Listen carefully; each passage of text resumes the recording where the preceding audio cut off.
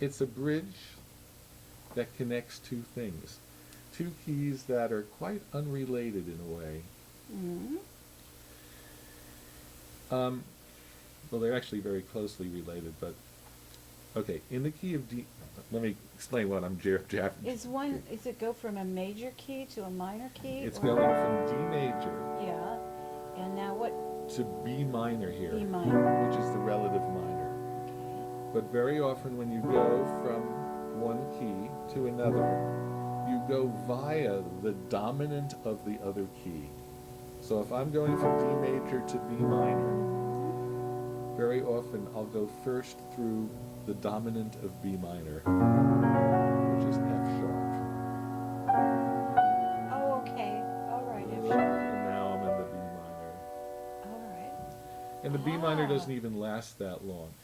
But since if the change were just from D major to B minor, that's a very smooth transition because the D major chord already contains in it Yeah. two sure. of the notes, not even just one of the notes. It Okay. contains the, D and okay. so here's your D major, here's your B minor, and they share these two notes. Mm-hmm. But when you go from D major to F sharp major, only one note stays the same. The third of this chord becomes the root of that chord. That's a more significant and abrupt change.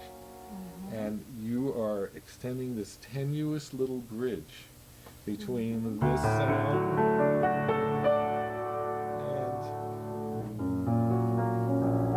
that sound.